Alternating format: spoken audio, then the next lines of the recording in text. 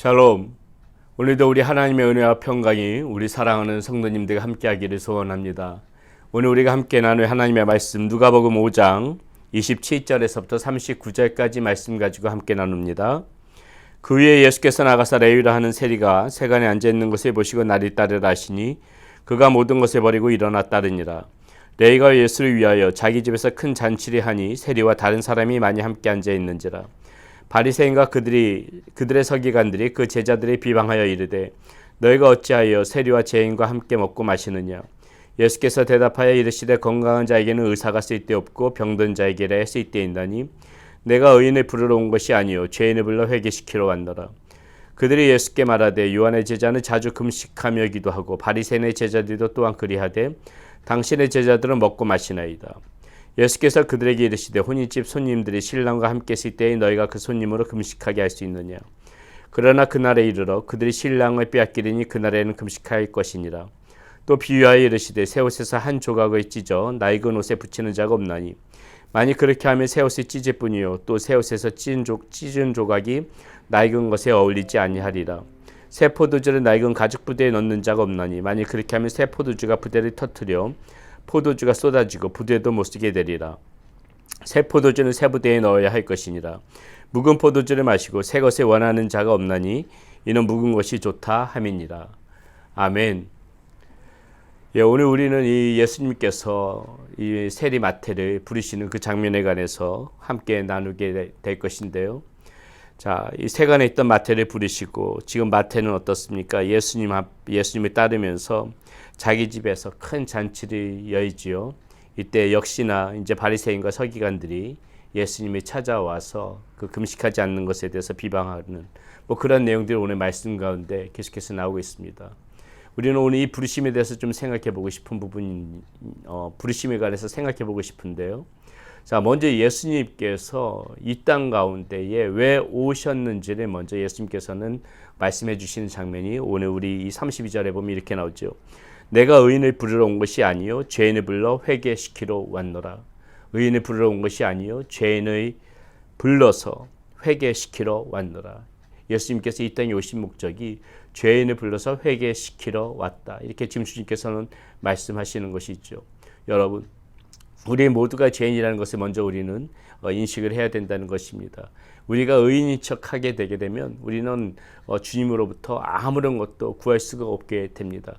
주님께서 이 땅 가운데 오신 목적은 죄인들을 불러서 하나님의 자녀로 변화시키기 위함이거든요.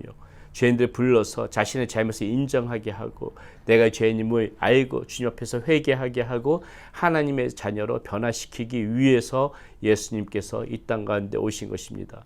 우리의 죄를 다 예수님께서 담당하셔서 십자가에 못 박혀 달려 돌아가셨다는 그 사실을 우리가 다 믿고 인정하고 주님 앞에서 회개하고 하나님의 자녀로 돌아가게끔 하나님의 자녀로 그렇게 변화시키게끔 주님께서 그 목적을 위하여 이 땅에 오신 것이라고 지금 이 32절 말씀에서 주님께서는 분명히 이야기해 주고 있는 것입니다.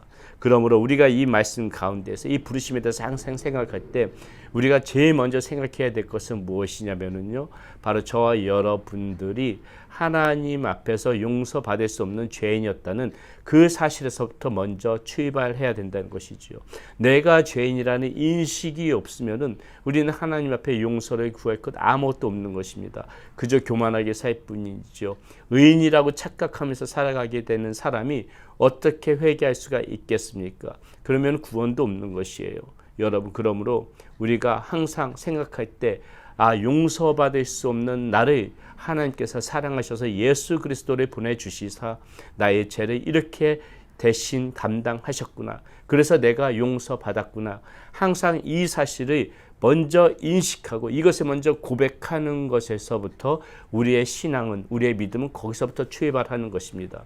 그러므로 사랑하는 여러분, 우리가 이 예수님의 이 부르심에 대해서 생각할 때마다 우리는 항상 잊어버리지 말고 반드시 기억해야 될 것이 무엇이냐면은 우리는 용서받을 수가 없는 추악한 죄인이었다. 여전히 우리의 마음 가운데 보세요. 여전히 우리의 마음 가운데 그 본성, 우리 안에 얼마나 이 추하고 더러운 부분들이 얼마나 많이 있습니까? 우리는 이거 조금만 생각해 봐도 용서받을 수 없는 하나님의 기준에 맞추어서 용서받을 수 없는 그 죄인이라는 것을 우리는 인정할 수밖에 없다는 것이죠.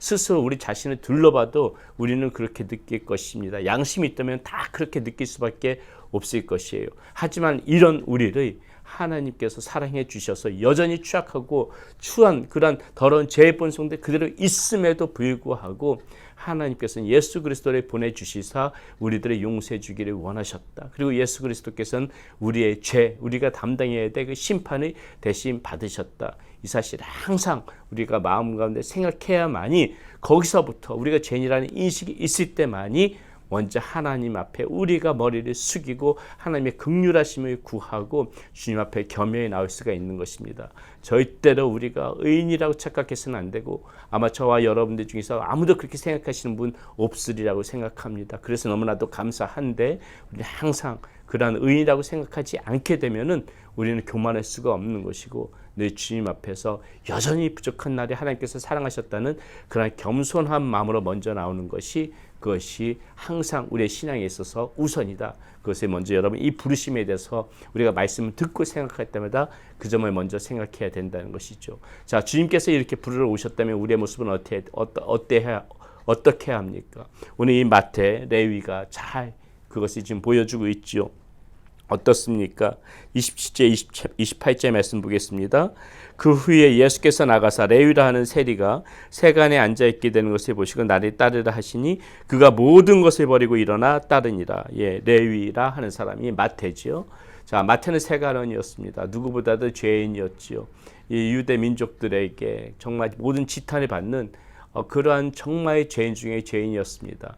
그런데 예수님께서는 어떠세요? 죄인을 부르러 오셨기 때문에 의인을 부르러 온 것이 아니라 죄인을 부르러 오셨기 때문에 마태를 부르시는 것이죠. 모든 사람들이 죄인이라고 인정할 수밖에 없는 그 마태를 부를 때 마태 어떻게 하고 있습니까? 28절에 보니까는 그렇게 불렀을 적에 나를 따르라 불렀을 적에 그가 모든 것을 버리고 일어나 따르니라. 모든 것을 버리고 일어나 따르니라. 자, 여기서 모든 것을 버렸다는 것을 우리는 좀 생각해 봐야 되겠는데요.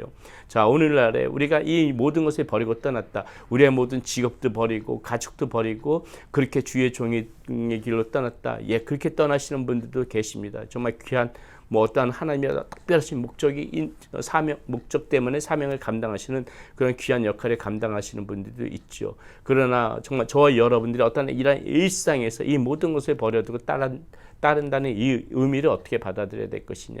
자, 우리가 먼저 첫 번째 생각해 볼 수 있는 것, 모든 것을 버려두고 떠났다는 것은 무엇입니까? 이 마태가 이 세간원들이 이 당시에 가장 그 죄인의 대표적인 모습이고 사람들에게 지탄을 받았던 것이 무엇입니까? 어떤 착복이었거든요. 나라에서 정한 세금 위에도 자신의 욕심으로 채우기 위하여 정말 서민들의 그 사람들의 고혈을 빼먹는 그런 아주 착복하는 그런 탐욕적인 모습들, 그것이 이 세리의 대표적인 모습들 아닙니까? 이 모든 것을 버려두고 떠났다. 이 말 가운데는 무엇입니까? 그러한 못된 습성들, 못되게 살았던 그런 생활의 모습들, 그런 모든 것들을 이제는 다 버려두고 예수님을 따랐다. 그런 생활에 청산했다는 의미거든요.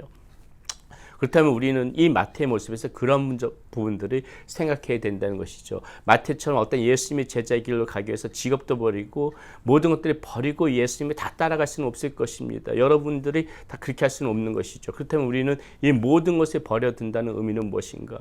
우리의 일상 가운데 살아가면서 우리의 삶 가운데 살아가면서 이 마태가 가장 이 자신의 그 모습 중에서 죄인된 모습들이 버리고 떠났던 그런 탐욕적인 모습을 버리고 예수님을 따랐던 것처럼 오늘 저와 여러분들의 이 일상의 삶 가운데서도 분명히 버려야 될 점들이 있다는 것이죠.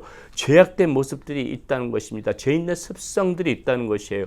반드시 버려야만이 그리스도인다운 모습으로 살아갈 수 있는 그런 모습들이 있다는 것이죠. 저와 여러분들은 바로 그 점을 생각해야 된다는 것입니다. 오늘 말씀 가운데에서 우리가 이 모든 것을 버리고 일어나 따르니라, 이 모든 것을 버렸다는 그 말의 의미를 생각할 때 오늘 내가 정말 주님을 따르기 위하여 내 삶 가운데 냄새나고 썩어져 가고 정말 죄악된 모습이고 이 버려야 될 것이 나의 생활의 모습 가운데 어떠한 부분인가? 그것이 정말 이 성품에서 오는 부분들인가? 아니면 생활의 습관 가운데서 오는 부분인가? 아니면 내가 추구하는 가치관인가? 거기서 오는 그런 잘못된 부분들인가?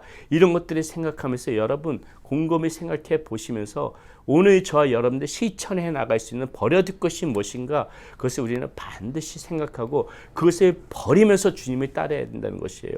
버릴 것들을 버리고 그렇게 주님을 따르는 것이 저와 여러분들의 삶 가운데 그런 모습이 필요하다는 것입니다. 주님께서는 말씀하시죠. 지금 여기서 주님께서 두 가지를 비유하여서 말씀하시는데요. 자, 옷이 헌 조각을 그것을 메꾸기 위해서 어때요? 그것을 메꾸기 위해서 새 옷에서 그 천 조각을 떼어가지고 헌 조각에다가 그 메꾸는 그런 어리석은 사람은 없을 거라는 것입니다. 헌 옷이면 버려야죠. 새 옷이 있는데 왜 새 옷에서 그 천 조각을 떼어서 헌 옷에다가 메꿉니까? 그 헌 옷은 버리고 새 옷을 입으면 되는 것인데요. 또 무엇입니까? 낡은 포도주는 어때요? 그 새 부대에다 놓아야지 터지지 않죠. 낡은 포도주, 그 낡은 가죽 부대에다 놓으면 새 포도주를 넣었을 때 그 낡은 가죽 부대가 터져버리면 어떡합니까? 그러면 새 포도주 다 쏟아져 버리잖아요. 새 포도주를 담을 수 있는 그런 새 가죽 부대가 있어요. 그러면 새 가죽 부대에다가 담금 거기다가 담으면 되지요. 예, 우리는 이런 어리석은 모습들이 하면 안 된다는 것입니다. 낡은 옷은 버리고 낡은 가죽 부대는 버리고 우리가 이렇게 주님을 따르기를 하는 그런 새로운 모습이 되기를 했었으면은 이 말씀이 예수님께서 말씀하시고자 하는 그 비유의 의미가 무엇입니까? 새로운 그 용기에다가 담으라는 것이에요. 새로운 그것이 옷이 됐던 다 이게 무엇입니까? 새로운 모습 가운데 새로운 나의 그런 삶의 모습들을 담아야 된다는 것이죠. 우리는 여러분 예수 그리스도의 보혈의 피로 말미암아 정말 낡은 가죽 부대 같은 그런 우리가 새 가죽 부대가 되어졌잖아요. 그렇죠? 예, 우리는 분명히 예전에는 낡은 옷이었습니다. 다 쓰러져가는 기어도 쓸 수 없는 그런 낡은 옷이었는데 예수 그리스도의 보혈의 피로 우리는 어떻게 돼요? 새 옷이 되었어요. 이렇게 새 옷이 되고 새 가죽 부대가 되었으면 어떻습니까? 이제 새로운 것을 담아야 되는 거잖아요. 새로운 것들을. 이 새로운 것들을 담아야 되는데 거기다 계속 낡은 것을 담으면은 그게 되겠습니까? 그러면 안 되죠. 지금 이 예수님께서 오늘 말씀 가운데서 우리에게 주시고자 하는 말씀이 그런 모습이거든요. 나의 그런 그 정말 더러져 갔던 냄새나고 썩어져 가는 것들 그런 것들 다 이제는 버리고 새로운 모습을 너의 그런 새로워진 그러한 너의 모습에다가 다 담아놔라. 예, 새로운 것들을 담아라. 새로운 그런 썩어져 버린 것들은 더 이상 담지 말고 새로운 것들을 담아라. 너희들의 모습이 새로운 모습이 되어졌으니까.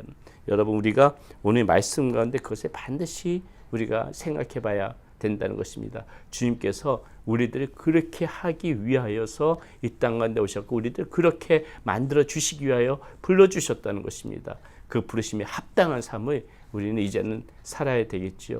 오늘 저와 여러분들 살아가시면서 오늘 내가 또 버리면서 살아가야 될 거 무엇인가? 우리는 매일매일 살아가면서 우리 그거 생각해야 되는 거예요. 오늘 내가 버려야 될 거 무엇인가? 또 살아가다가 또 그런 모습이 발견되지면 또 버려져야 될 모습들이 발견되지면 이 모습도 버려야 되는구나. 이런 성격도 버려야 되는구나.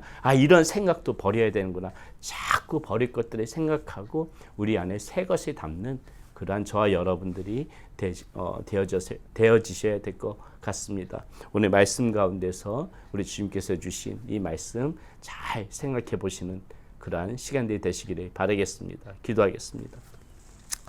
하나님 감사합니다. 오늘 주님께서 그 부르시는 모습, 이 부르심에 대해서 생각해 봤습니다. 죄인들을 부르러 오셨다고 말씀하셨습니다. 우리가 의인인 척하지 않게 하여 주시고 늘 겸손히 하나님으로부터 용서받았던 그러한 죄인의 신분에서 이렇게 하나님께서 용서해 주셔서 의인의 신분으로 변화되어졌다는 거 항상 잊지 말게 하여 주시고 하나님 이렇게 새 몸이 되었사오니 이제 우리 몸 안에 우리의 생각 안에 마음 안에 새 것을 담을 수 있는 낡고 썩어져가는 추악하고 죄악된 냄새나는 것들 버리고 새 것을 담을 수 있는 그러한 우리의 모습 될 수 있도록 인도하여 주시옵소서. 살아가면서 우리가 버려야 될 것들 항상 날마다 기억하면서 버려야 될 것들 과감하게 버리면서 살아갈 수 있는 우리의 모습 되어지게 하여 주시옵소서. 우리 주 예수 그리스도의 이름으로 감사하며 기도드렸습니다. 아멘.